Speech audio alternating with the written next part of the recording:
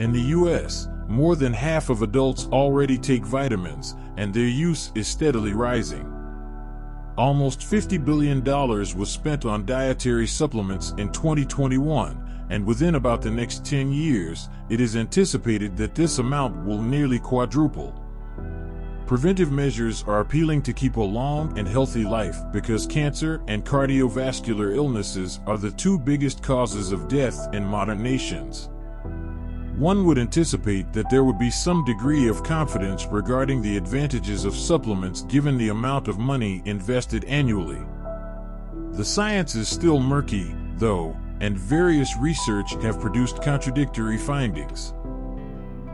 Researchers from the Center for Health Research in Portland, under the direction of Associate Director Elizabeth O'Connor, recently examined the role that supplements play in preventing cancer and heart disease in a study that was recently published in the Journal of the American Medical Association.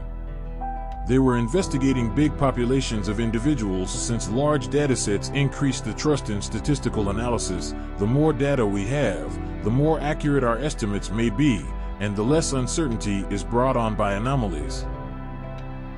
Over 700,000 healthy individuals from 84 research that excluded children, those with chronic illnesses, and women who were pregnant were included in the review by scientists.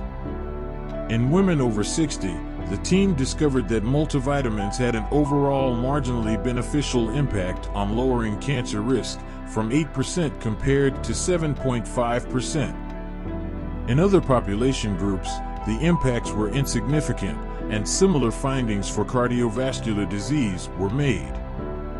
The investigation also revealed that beta-carotene, a precursor of vitamin A, raised the risk of lung cancer in 94,830 participants by 20%.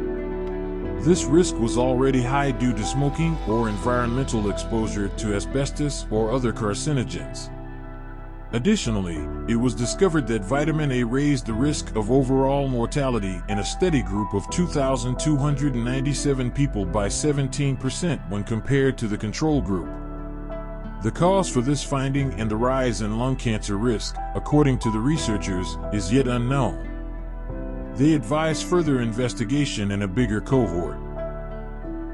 The researchers came to the conclusion that there isn't enough solid proof to support the claim that calcium and vitamin D prevent cancer or cardiovascular disease. The research also points to vitamin D being a factor in women's kidney stone risk.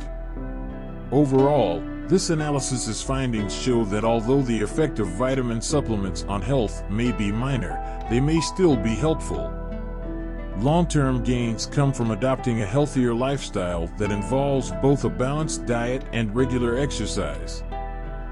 These unanswered questions will be helped by this study and a statement issued by the task force based on its results, which also emphasized the remaining research shortages in this area.